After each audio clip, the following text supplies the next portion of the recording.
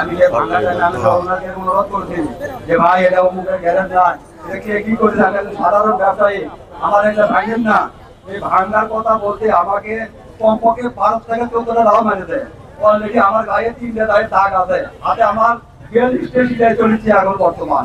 ওনারা কোনো কথাই শোনেনি। আমার প্রায় 4 থেকে 5 লক্ষ টাকা সম্পত্তি নষ্ট করেছে এবং আমার পাশে আরো 3টা দোকান ছিল, সেই দোকানগুলো মনে করেন এমন ভাবে লুট করেছে, মানে কি বলবো আর।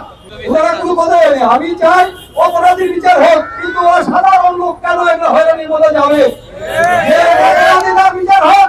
আমাদের বাড়ি ঘর সব পুড়ে দিছে, একটা ছোট বাচ্চারা আমরা কাপড় দিতে পারিনি, তার কিছু হলে মানুষের বাড়ি পুড়ে যায়। তার যে আমরা বিচার চাই, আমাদের বাড়ি ঘর পুড়ে দিচ্ছে, ভাঙচুর করছে। আমার একটা ছোট দোকান ছিল, সেই দোকান আমরা লুটপাট করে নিয়ে চলে গেছে।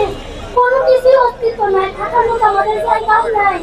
যদি সে অন্যায় করে থাকে, অন্যায় এসে পাবে, এই মিথ্যা মামলা প্রত্যাহার করতে হবে।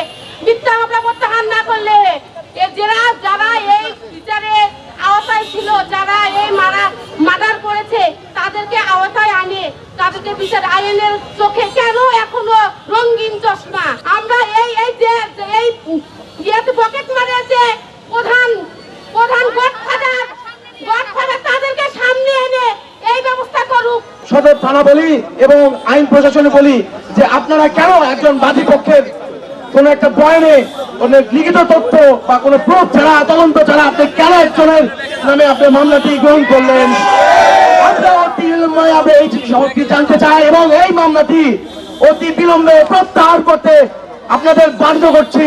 অন্যথায় আমরা বগুড়া শহর স্বেচ্ছাসেবক দল, যুব দল, ছাত্র দল এবং এলাকাবাসী আমরা এই বগুড়াতে প্রত্যেকটা পয়েন্টে আবারও অচল করে দেব। আপনাদের আমি হুঁশিয়ারি না, আপনাদের আমি সঠিক তদন্ত করে এই মামলার যারা অরিজিনাল দোষী তাদেরকে আইনের আওতায় আনা হোক। আজকে যে আমাদের দলীয় নেতা কর্মী নামে মিথ্যা মামলা দিয়েছেন, আমরা চাই না যে আমরা আইন হাতে তুলে নিই।